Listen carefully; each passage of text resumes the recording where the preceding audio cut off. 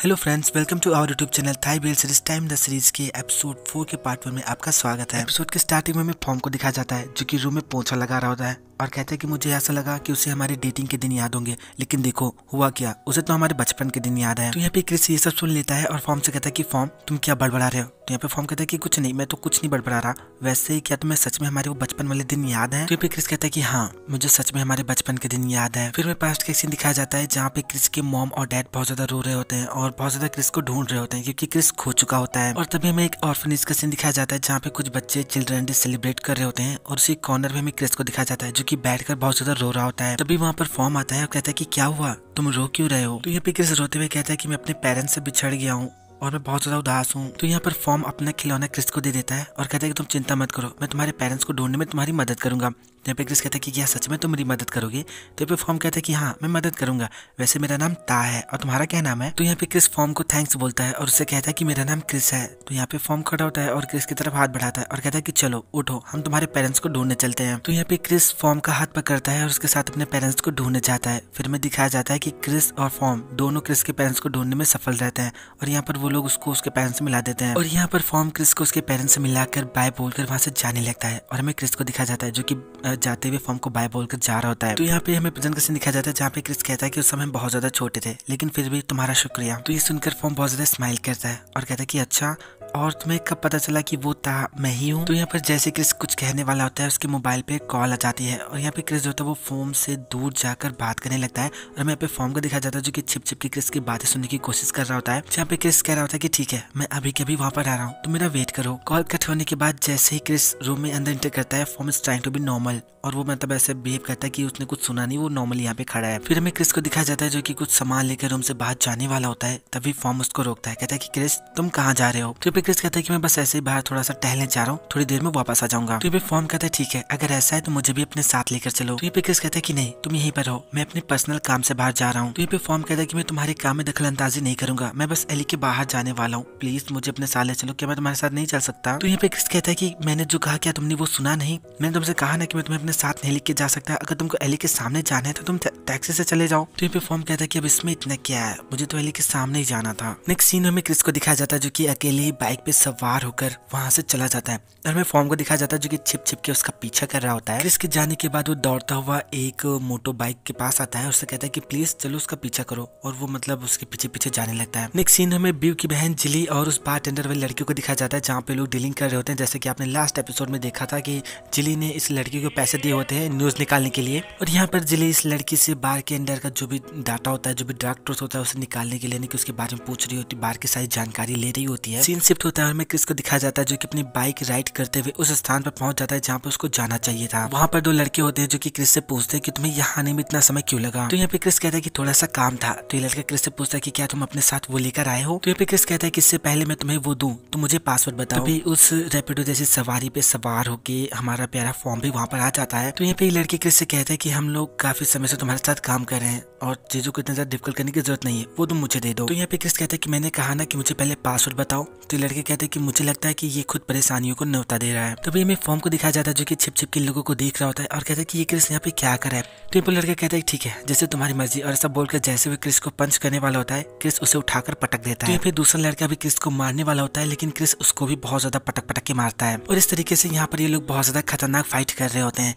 तभी यहाँ पर ये लोग जो पीछे से क्रिस को पकड़ लेते हैं और दूसरा बंदा चाकू निकाल कर क्रिस को मारने वाला होता है। ये सब देखकर फॉर्म बहुत ज्यादा शॉक हो जाता है, उसको समझ में नहीं आता कि वो क्या करे। वो कह रहा होता है कि मैं क्या करूँ, मुझे क्या करना चाहिए। तभी मैं दिखाया जाता है कि वो गुंडा चाकू लेकर फॉर्म की तरफ क्रिस की तरफ बढ़ रहा होता है और कहता है कि तुम्हें सच में परेशानी बहुत ज्यादा पसंद है ना, ठीक है, अब मैं तुम्हारे चेहरे पे एक निशान छोड़ने वाला हूँ। ऐसा बोलकर जैसे वो क्रिस को चाकू मारने वाला होता है, तभी वहां पर फॉर्म आ जाता है। फॉर्म उसको एक जोरदार पंच मारता है और एक डंडे से बहुत ज्यादा उसकी पिटाई करने लगता है। जैसे क्रिस को मौका मिलता है, क्रिस अपने पीछे वाले बंदे को धोने लगता है। तभी ये लोग बहुत ज्यादा जोरों से आवाज लगाते हैं और अपने बाकी के बंदों को भी बुला लेते हैं। इतने सारे लोगों को एक साथ देखकर क्रिस फॉर्म का हाथ पकड़ता है और उसको लेकर वहां से भागने लगता है और हमें दिखा जाता है कि दोनों लोग उन लोगों से बच के भाग रहे होते हैं, लेकिन तभी इन दोनों के सामने बाकी के गुंडे आ जाते हैं। फिर हमें दिखाया जाता है कि ये गुंडे और क्रिस ये दोनों लोग बहुत खतरनाक फाइट कर रहे होते हैं, लेकिन तभी एक गुंडा यहाँ पे फॉर्म को कुछ ज्यादा ही धो देता है क्योंकि फॉर्म तो बहुत ज्यादा कमजोर मुझे सब फील हो रहा है। लेकिन यहाँ पर क्रिस इन लोगों को मुंह तोड़ जवाब दे रहा होता है, तभी एक दूसरा गुंडा चाकू निकालता है और कहता है कि तुम्हें क्या लगता है कि तुम इस तरीके से बहुत ज्यादा कूल लग रहे हो, बहुत ज्यादा डैशिंग लग रहे हो, नहीं क्रिस। और यहाँ पर जैसे ही गुंडा चाकू मारने वाला होता है, जो फॉर्म होता है वो क्रिस के सामने आ जाता है और फॉर्म पे किया हुआ वार क्रिस पे किया हुआ वार फॉर्म को लग जाता है।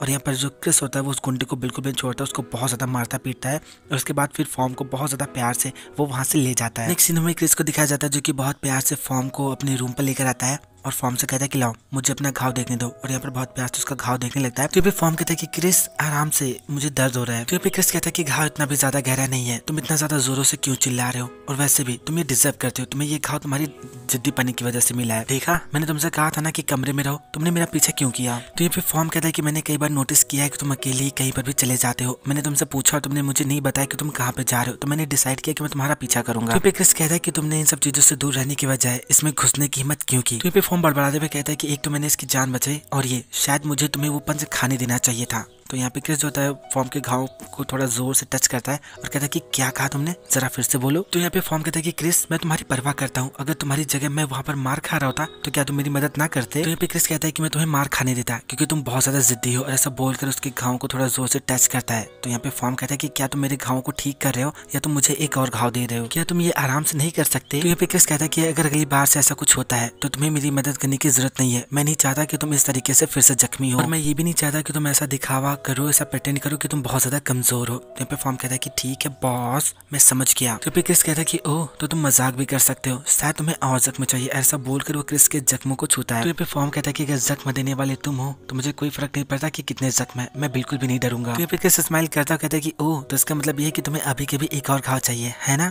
ऐसा बोलकर वो जैसे ही फॉर्म के घाव को टच करता है, फॉर्म कहता है कि अरे नहीं बस बस अभी के लिए बहुत काफी है। और तभी अचानक से क्रिस के मोबाइल पे पीएक का कॉल आता है। क्रिस कॉल रिसीव करता है, कहता है कि पीएक मुझे अच्छा नहीं लग रहा है तो आज मैं काम पे नहीं आऊंगा, मुझे आज सिक लीव चाहिए। तो यहाँ पे फॉर्म पूछता है कि क्या वो पीएक थी। तो यहाँ पे क्रिस कहता है कि हाँ आज मुझे काम पे नहीं जाना है ताकि मैं तुम्हारा ख्याल रख सकूं। क्रिस की ऐसी बात सुनकर फॉर्म बहुत ज्यादा स्माइल कर रहा होता है। तो यहाँ पे जो क्रिस होता है उससे कहता है कि अगर मैं तुम्हारी हेल्प नहीं करूंगा तो तुम्हारा ख्याल कौन रखेगा। नेक्स्ट सीन में पा को व्यू को दिखाया जाता है, जहाँ पे पा कहता है कि हम खाना खाने के लिए अलग अलग क्यों नहीं जा सकते, अगर तुमको कुछ खाना है तो तुम जाओ, तुम मेरा पीछा क्यों कर रहे हो। तो व्यू कहता है कि वो एक्चुअली मैं स्ट्रीट फूड खाना चाहता था और जरा देखो यहाँ का नजारा कितना प्यारा है। ये सुनकर पाक बहुत ज्यादा गुस्सा हो जाता है, कहता है कि तुम, वो उसको कुछ कहना चाहता है लेकिन उसे कुछ कह भी नहीं सकता। और यहाँ पर भी उसी चीज का बहुत ज्यादा फायदा उठा रहा होता है, बहुत ज्यादा स्माइल कर रहा होता है। और यहाँ पे भी कहता है कि लेकिन क्यों, क्या मैं तुम्हारे साथ खाना नहीं खा सकता, और वैसे भी हम एक ही रूम में रहते हैं तो मुझे ऐसा लगता है कि हमें दोस्त बन जाना चाहिए। तो यहाँ पे पाक कहता है कि दोस्त बिल्कुल भी नहीं। तो यहाँ पे व्यू कहता है कि मैं देखूंगा कि अगर मैं जिद करता हूँ तो तुम कितनी जिद्दी बन सकते हो। व्यू की ये बात सुनकर पाक अजीब सा चेहरा बना रहा होता है। तभी वो छोटी लड़की खाना लेकर आती है और कहती है कि पाक ये आपका खाना और ये आपके दोस्त का। तो फिर पाक कहता है कि अरे नहीं हम दोस्त नहीं है, ये बस एक ऐसा इंसान है जिससे मैं जानता हूँ, कोई ऐसा जिससे मैं नहीं चाहता कि हमारी जान पहचान कुछ ज्यादा बढ़े।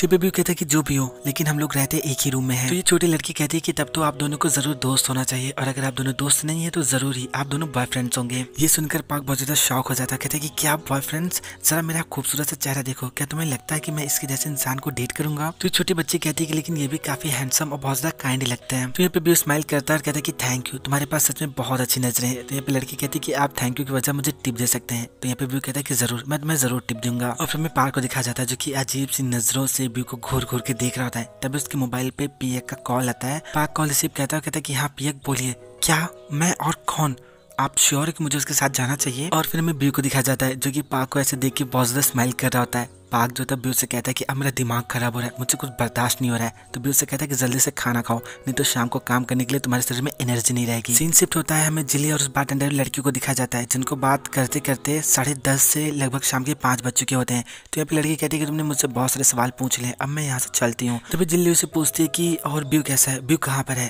तो यहाँ पे लड़की कहती है कि जरा मेरे एक सवाल का जवाब दो, तुम व्यू को कैसे जानती हो और तुम्हारा बाहर से क्या लेने देना है, क्या कहीं तुम्हारे दिमाग में कुछ उल्टा पुल्टा तो नहीं चल रहा है। तो जिली कहती है कि नहीं, मैं बस ऐसे जानना चाहती हूँ, क्या तुम मुझे व्यू का एड्रेस दे सकती हो।